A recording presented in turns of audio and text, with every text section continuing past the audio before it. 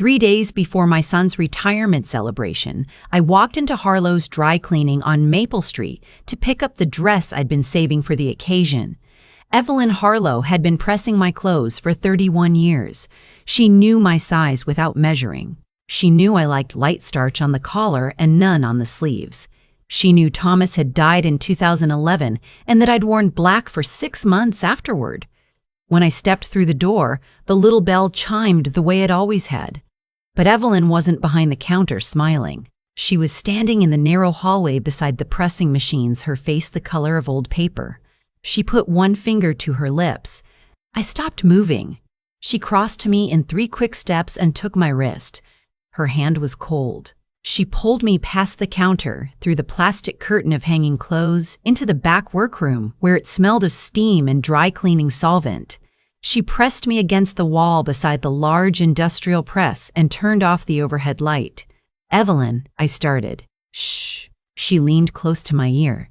"Listen." Voices from the small office on the other side of the thin wall, a door that wasn't fully latched. My son's voice first.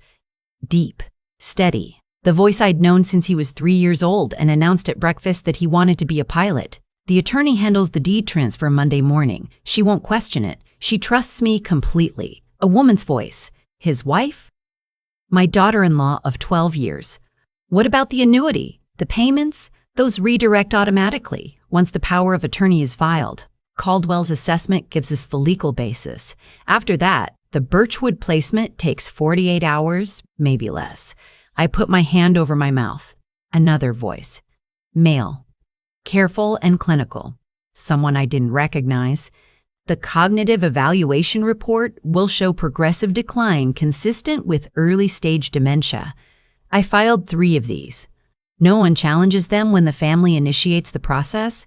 The facility is discreet. She'll be comfortable. My son again. She still thinks this party Saturday is real. Let her enjoy it. By Monday, it's done. I stood in that dark workroom with steam hissing from the press beside me, and I felt my legs go wrong. Evelyn caught my arm. She held me upright without making a sound. The voices moved. Chairs scraped. A door opened, then closed. Footsteps on linoleum, growing faint, then gone. Evelyn turned the light back on. Her eyes were wet. "I heard them yesterday, too," she whispered. "Same conversation. Different details. I didn't know what to do. I almost called you a dozen times." She pressed her hands together. "I'm sorry. I should have called you sooner." I looked at her. This woman who had pressed Thomas's shirts for 31 years, who sent a casserole when he died, who knew without asking that I took 3 sugars in my coffee. "It's all right," I said. My voice didn't sound like mine. I walked out to the front counter and picked up my dress in its plastic sleeve. "Thank you," I said. She looked at me like she was afraid I might fall apart on her floor. I didn't. I carried the dress to my car and laid it carefully across the back seat. Then I sat in the driver's seat and I didn't start the engine. I looked at the dress in the rearview mirror. Pale lavender. I'd chosen it because my son once told me, years ago, that lavender was his favorite color on me. Saturday was 3 days away. I pressed my hands flat against my steering wheel, and I made myself think. My name is Rose Calloway. I am 63 years old. I live in a 4-bedroom house in Ashford, Connecticut that Thomas and I bought in 1994 when our son was 7. I built a bookkeeping and tax advisory firm from a single rented office above a pharmacy on Elm Street. When Thomas died of a stroke, I kept the firm running. I raised our son alone for the years before that too, honestly, because the work required everything. Our son, Elliot, was brilliant and restless, and I was proud of every version of him. Elliot was 51 now, and he was planning to retire from a 20-year career in commercial real estate development. Saturday's party was his idea, or I thought it was. Birchwood, the name from the wall. I knew Birchwood, a memory care facility out on Route 9. I had driven past it 100 times. I had never imagined driving into it. I started the engine and pulled out of the parking lot. I did not go home. I drove downtown, past the courthouse, past the coffee shop where I met clients on Tuesday mornings, past the pharmacy below my old first office, and I pulled into the lot behind the law offices of Helen Marsh. Helen had handled every contract my firm ever signed. She'd reviewed Thomas's estate. She had known me since we were both younger women trying to be taken seriously in rooms full of men who thought we should be somewhere else. Her assistant had left for the day, but Helen was still at her desk. She took one look at my face and closed her laptop. "Sit down, Rose." I sat. I told her everything. The dry cleaner, the wall, the voices, the words deed transfer and power of attorney and cognitive evaluation, the name Birchwood, the phrase "she'll be comfortable." Helen listened without interrupting. She had that quality. Complete stillness while you spoke, like she was recording every word somewhere permanent. When I finished, she said, "Who's the doctor they mentioned?" "I don't know. They didn't say a name I recognized." She turned to her computer. "Do you have a physician of record? Someone Elliot might have contacted in the last 6 months?" I thought about it. My regular doctor had retired in January. I'd seen a new one twice. Dr. Philip Greer. Elliot had come to one of those appointments, said he wanted to meet the new doctor, said he'd been worried about me. I said the name. Helen typed. She read for a moment, then turned the monitor toward me. "Philip Greer, MD. Board certified in geriatric medicine." She paused.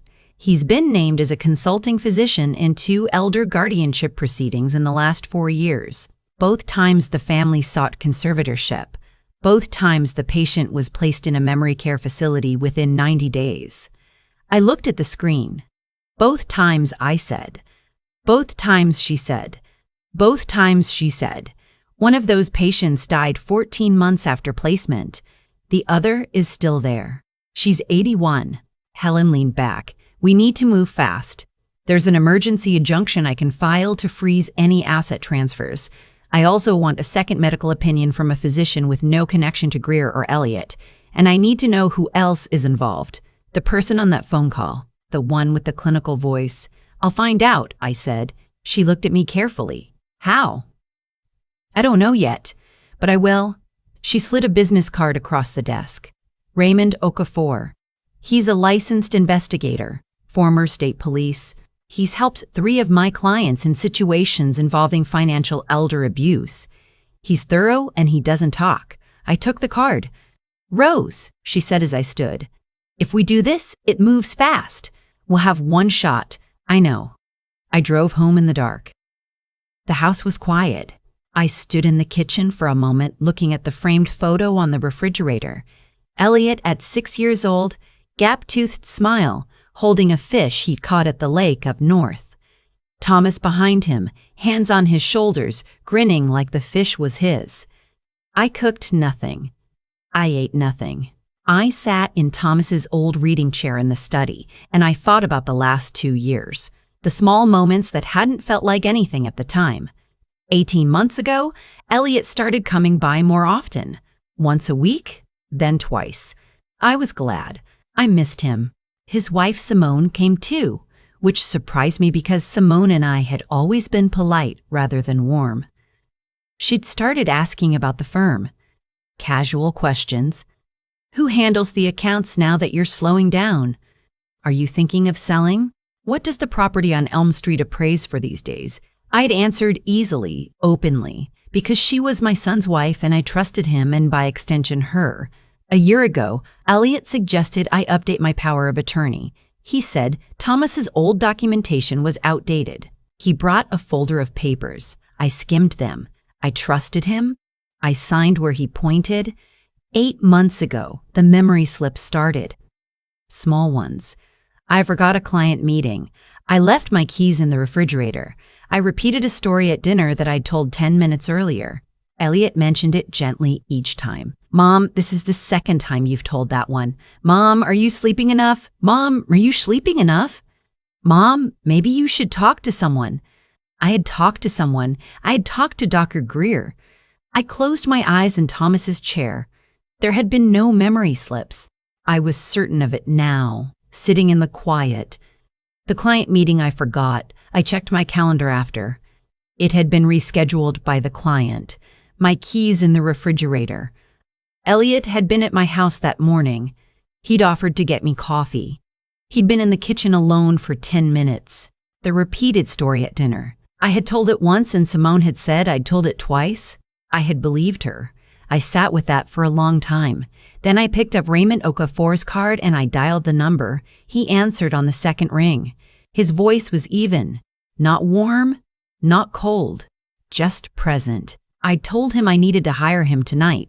He said he could meet me in an hour at a diner on Post Road. I said I'd be there.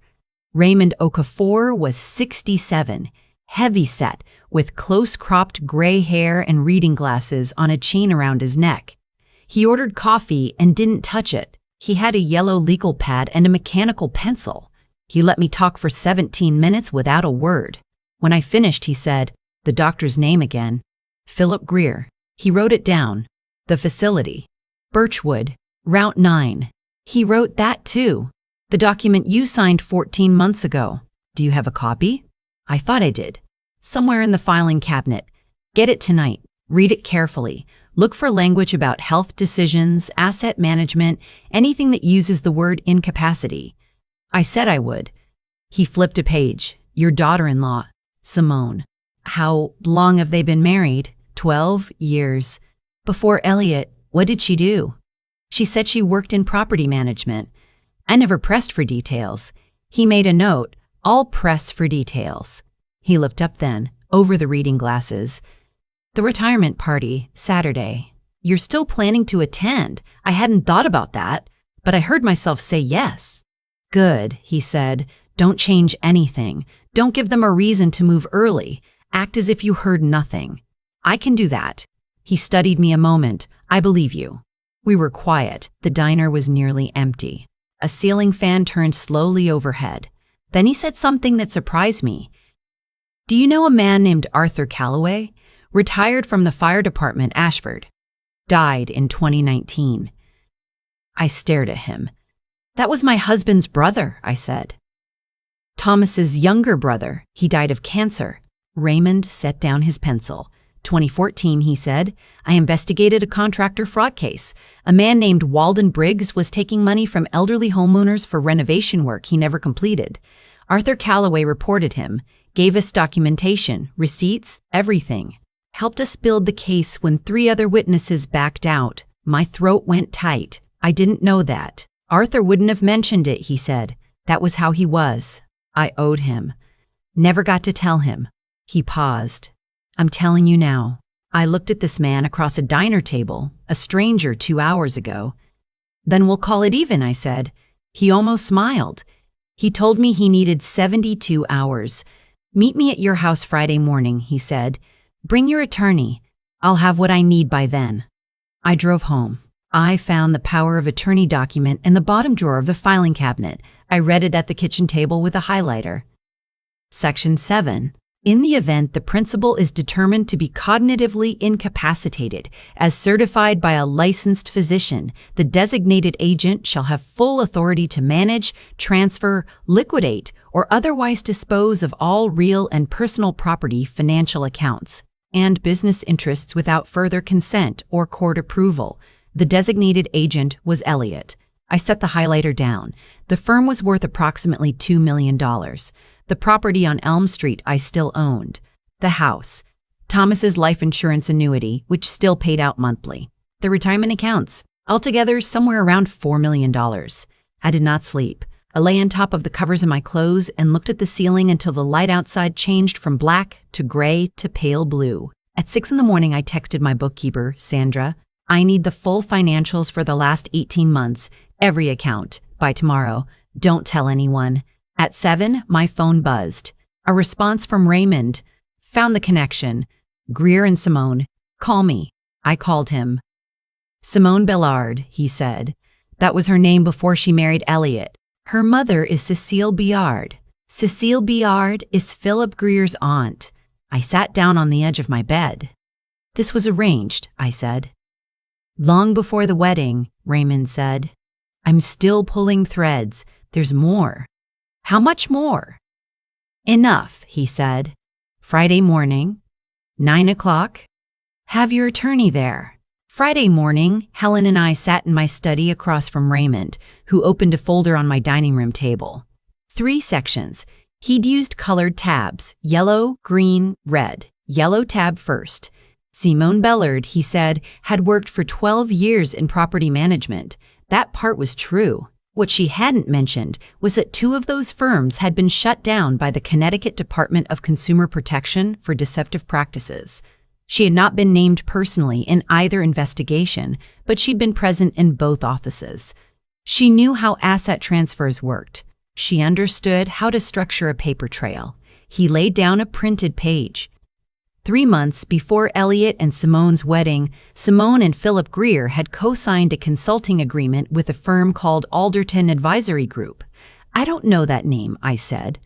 You wouldn't, Raymond said. It's a shell, registered in Delaware. He laid down a second page.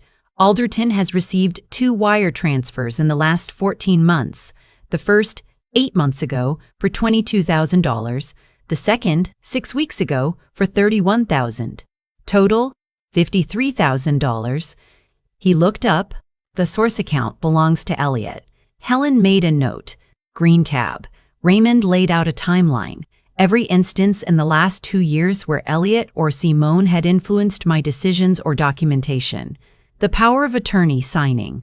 3 separate suggestions that I consider moving the firm's accounts to a different bank, a bank where Elliot had a personal banking relationship. A conversation Elliot had with my CPA, without my knowledge, asking whether I had a formal succession plan. He also laid out something I hadn't known. In January, 3 months before the retirement party was announced, Elliot had quietly contacted a commercial real estate broker about listing the property on Elm Street. He'd described himself as the property manager. He'd never told me. Red tab. Dr. Philip Greer. Raymond looked at me steadily before he opened this one. He'd done it before, he said. Twice confirmed. A 3rd case suspected. First case. A man named Walter, 79, retired machinist. Greer certified cognitive decline. Son obtained guardianship. Walter's house was sold within 60 days. Walter was placed in a memory care facility in Bridgeport. He passed away 11 months later. Greer received a $20,000 consulting fee from Alderton Advisory Group 2 weeks after the house sale closed. Second case. A woman named Bet, 74, retired schoolteacher. Same pattern. Greer's report. Conservatorship. Home sold. Facility placement. Greer received $15,000. Raymond placed a photograph on the table. Greer at a restaurant in New Haven. Seated across from Simone. Taken by Raymond's associate on April 3rd, 2 weeks ago. Helen spoke. That's evidence of conspiracy. Raymond nodded. And there's one more. He placed a second photograph. A woman I didn't recognize, perhaps 70, seated in what looked like a facility common room. Her expression was absent. Her hands were folded in her lap. Her name is Adeline, he said. She's 72. She went through this process with Greer 18 months ago. She's still at Birchwood. I looked at the photograph for a long time. She's still there, I said. Yes. Raymond folded his hands. Her granddaughter is a nurse practitioner. She has been trying to get her grandmother out for a year. She's agreed to testify. Helen was already writing. We filed the injunction today. Emergency basis. I'll request an expedited independent cognitive evaluation from a neurologist at Yale. We freeze all asset transfers, including the Elm Street property and the firm accounts. And Saturday. She looked at me. Saturday is the retirement party, I said. She said, it doesn't have to be. I thought about that. 80 guests. People who'd known me for decades. Board members. Former clients. My sister from Rhode Island. Thomas's college friends who still came to everything because they said it kept him present. Elliot would give a speech. He would toast his retirement and his bright future, and he would smile at me across the room, and I would smile back. And then at some point during the evening, or afterward, he would produce documents he needed me to sign. I looked at Helen and Raymond. I want to do it Saturday, I said. Are you sure? Helen asked. He spent 2 years building this. He needs to be held accountable in front of the people who've trusted him. And I need the people who've watched me build my life to know I didn't just disappear into a facility somewhere, that I fought. Raymond looked at me for a moment. Then we build a Saturday plan, he said. I didn't sleep Thursday night either. I wore the same jeans for 2 days. I ate half a piece of toast Friday morning and didn't notice until the afternoon. Sandra delivered the financials. Helen reviewed them with her paralegal. 3 transfers from the firm's operating account, each under $10,000, each routed through a third-party vendor that Sandra didn't recognize. $4,700 total. Small enough not to trigger alerts, large enough to be intentional. Helen filed the injunction Friday afternoon, sealed until Saturday at 9 p.m. Raymond confirmed the independent neurologist, Dr. Susan Park from Yale, available Monday, already briefed. Adeline's granddaughter confirmed she would appear by video link. 2 Ashford Police Department officers in plainclothes would attend the party as guests. I called my sister in Rhode Island. I told her to come early Saturday. I told her what was happening. She said nothing for a long time. Then she said, "Tell me what you need me to do." I told her, "Just sit near me. Don't let me see you're afraid." Saturday morning, I woke at 5. I showered, dressed, put on the lavender dress. I sat at the kitchen table with coffee and I talked to Thomas. Not out loud, I never do that, but inside where I still hear his voice sometimes. "I found something out," I said to him. I almost didn't, but Evelyn knew. She held me up in that back room when my legs went wrong and she held on until the voices stopped. I think he would have loved Evelyn Harlow. At 11, Elliot arrived to help set up. He was easy, relaxed, the version of himself he showed the world. He hugged me at the door. "You look beautiful, Mom. Lavender's always been my favorite on you." I smiled. "I know, sweetheart." He carried folding chairs in from the garage. Simone arranged flowers on the dining room table, white dahlias, very elegant, something she'd organized without asking me. She'd organized quite a bit without asking me. Guests arrived at 2. The house filled with voices and laughter and the smell of coffee and the catered food Elliot had arranged. My sister stayed close. Raymond was near the back. 2 officers I didn't know smiled at the right moments and refreshed their drinks twice. Helen sat at the far end of the room, a folder in her bag. At 4, Elliot gathered everyone for his speech. He was good at this. He'd always been good at this. He spoke about his career, about gratitude, about family. He looked at me when he said the word legacy.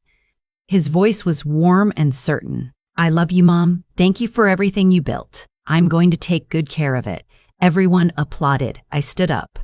The room quieted because I didn't stand up at events like this. I was the one who stayed seated and smiled. I said, "I'd like to say a few words." Elliot's expression opened in what looked like surprise and pleasure. I stood at the front of the room with 80 people watching me. I started the way I always started anything important. Slowly, clearly, from the beginning. I talked about Thomas. I talked about building the firm. I talked about the early years when I drove a car with a broken heater all winter because I was putting every dollar back into the business, and I told myself the cold would keep me awake on late drives home. People laughed. They remembered those years. Some of them had been there. I talked about Elliot growing up, how proud I was, how hard he worked, how much he resembled his father in the ways that mattered, the patience, the humor, the ability to walk into any room and make people feel at ease. He was smiling. Simone was smiling. Then I stopped smiling. I said, "This week I learned something that broke my heart." The room changed. That particular quality of silence that arrives when something true is about to be said. I looked at my son.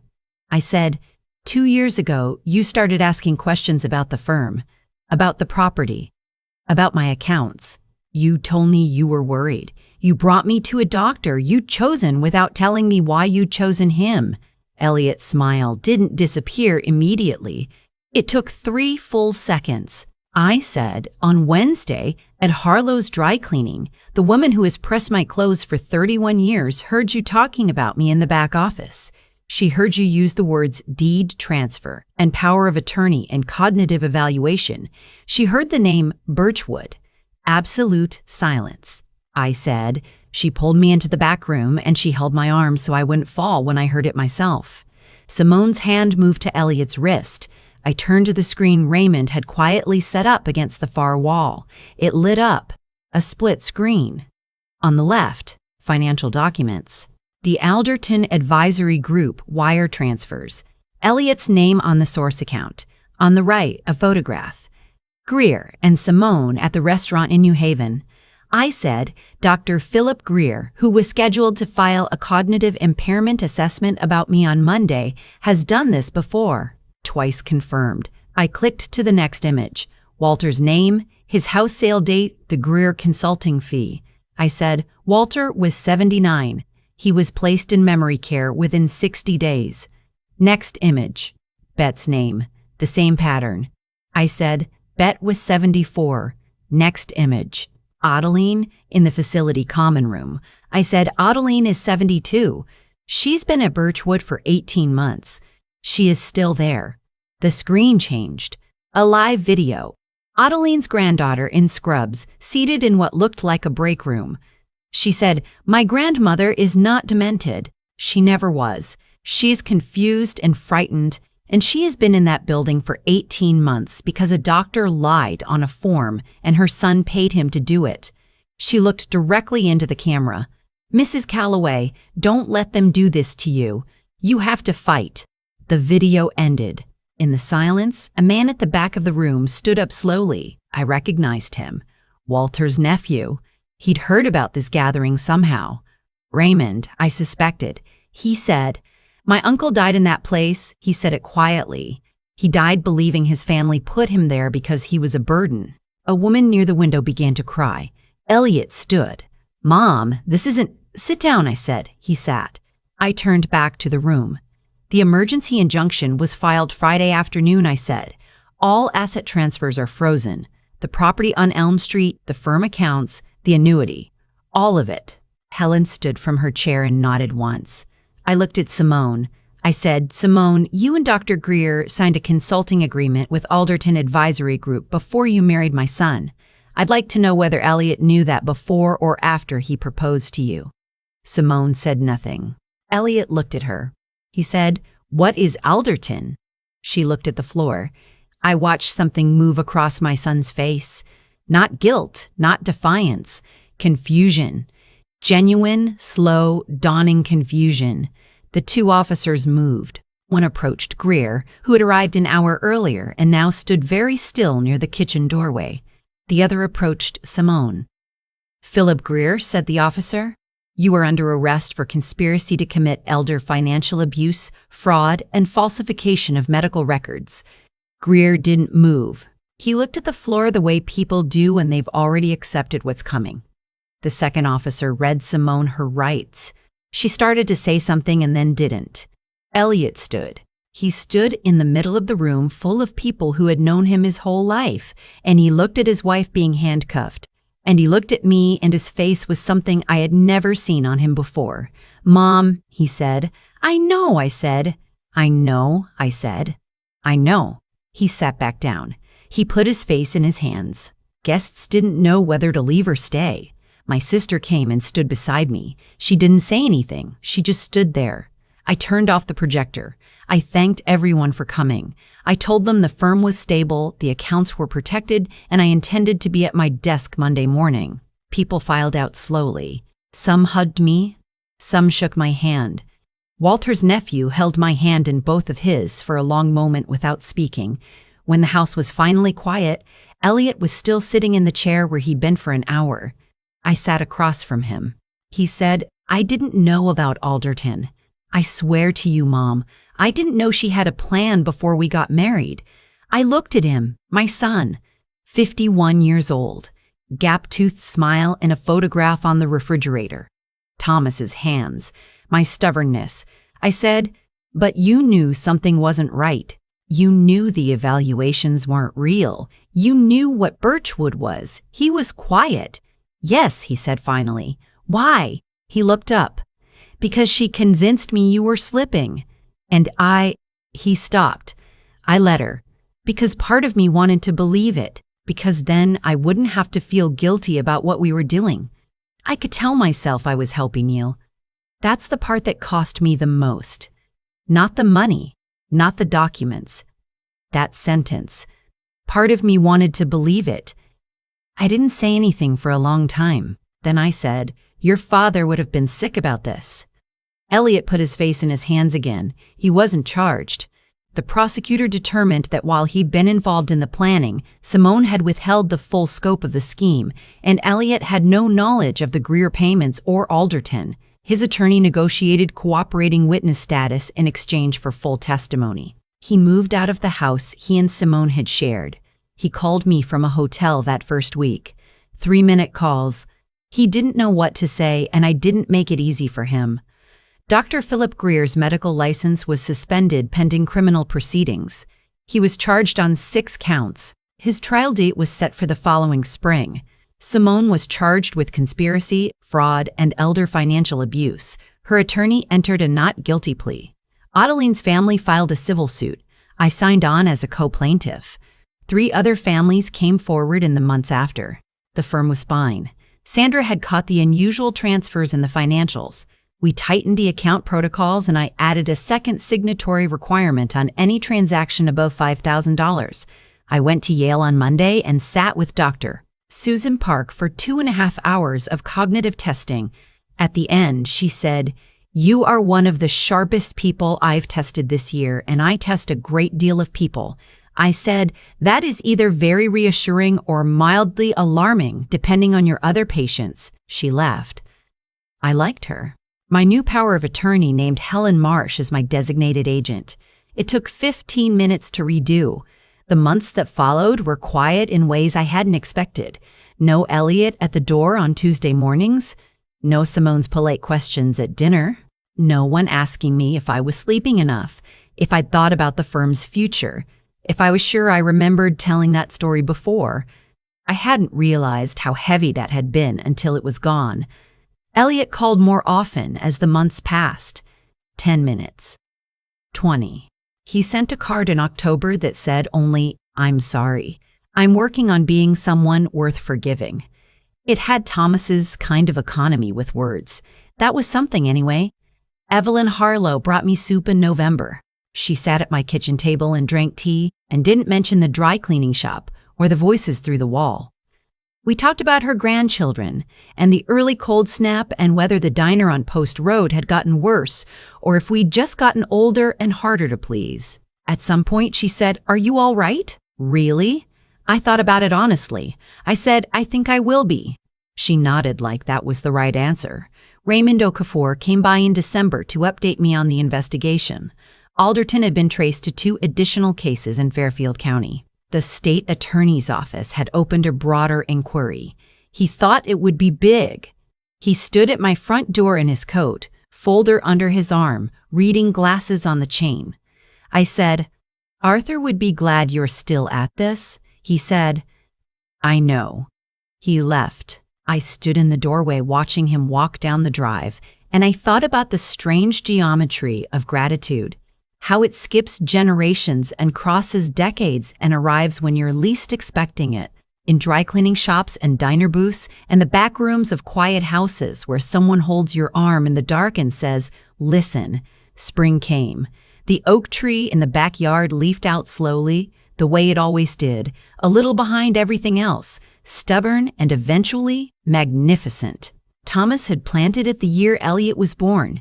I sat under it one afternoon in April with my coffee and the firm's first quarter numbers, which were the best they'd been in 3 years. My phone rang. "Elliot," I answered. He said, "Can I come by sometime? Just to talk." Not about anything important. Just to talk. I looked at the oak tree. I said, "Sunday. I'll make dinner." He was quiet for a moment. He said, "Thank you, Mom." I said, "Don't thank me yet. I'm still deciding what to cook." He laughed. It was Thomas's laugh, the same one, and it moved through me like a current. Sunday came. He brought wine and stayed 4 hours. We talked about Thomas and the early years and the fish he'd caught at the lake and 100 other things that had nothing to do with any of it. At the end, he stood at the door with his coat in his hand, and he looked at me the way he used to when he was small and I was sending him off to school. He said, "I know it's going to take time." I said, "Yes." He said, "I'm not going anywhere." I said, "I know." And I did know. Not the easy knowing, not the forgiven and forgotten kind. The harder kind.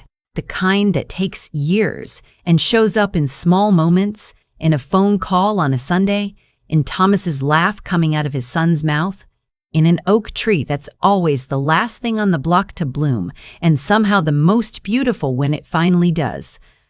I am not a woman who lost everything. I am a woman who almost did, who was saved by someone who had known her for 31 years and knew without asking which shoulder needed the light starch left off. And I am a woman who is still here. That is enough. That is more than enough. Looking back now, I keep returning to the same thought. None of this would have unraveled the way it did if I hadn't walked into Harlow's dry cleaning on a Tuesday afternoon to pick up a lavender dress. That's the strange thing about the moments that save your life. They don't announce themselves. Evelyn didn't call me. She didn't send a letter. She just pulled me into a back room that smelled of steam and solvent and held my arm in the dark while voices came through a thin wall, and because of that, because of 31 years of knowing each other without making a fuss about it, I walked out of there with the one thing I needed most. The truth. I thought a lot about what made this possible. Not the injunction, not the investigation, not the officers who sat in my living room pretending to enjoy the catered food. What made it possible was every small, consistent choice I made over decades. The kind of choices that don't feel like anything at the time. Showing up for people without being asked. Doing the work without expecting recognition. Building a life where the woman who pressed my clothes trusted me enough to risk her own comfort to protect mine. That's not luck. That's the long return on how you treat people when nothing is at stake. And on the other side of that, what happened to Elliot and to Simone and to Philip Greer? That's the long return on something else entirely. Simone spent years constructing something she thought was airtight. She had documentation and a doctor and a timeline and a shell company with a clean Delaware registration. She had thought of everything except Evelyn Harlow, except 31 years of light starch and trust. You cannot plan around integrity you didn't know existed because you've never tried to build any yourself. I am not angry at Elliot the way I thought I would be. What I feel is something closer to grief. He looked at his mother, the woman who drove a car with a broken heater all winter so she could keep her firm alive, and he let someone convince him she was slipping. Part of him wanted to believe it, he told me. That's the part I sit with, not the fraud, the wanting. The way we can talk ourselves into things when the alternative requires courage. We're not sure we have. Integrity isn't something you perform in a crisis. It's something you either have or don't have by the time the crisis arrives. I had it because I'd been practicing it for 63 years in small rooms and unremarkable moments. Elliot hadn't been practicing it. He'd been deferring. And deference, when it's pointed in the wrong direction, becomes complicity. So gradually, you barely notice it happening. What I want people to take from my story isn't the expose or the injunction or the moment Simone was walked out of my living room in handcuffs. What I want them to take is this. The sharpest thing you can do for yourself is build a life where the people around you tell you the truth, not because they're obligated to, because they want to, because you have earned it. Evelyn held my arm in the dark. Raymond came because he owed Arthur. Helen filed the injunction because she'd watched me do the right thing for 20 years and it made her want to do the right thing too. That is the whole of it. That is everything. Build a life like that. It will save you in ways you can't predict, in places you never expected to need saving, on a Tuesday afternoon when you only came in to pick up a dress.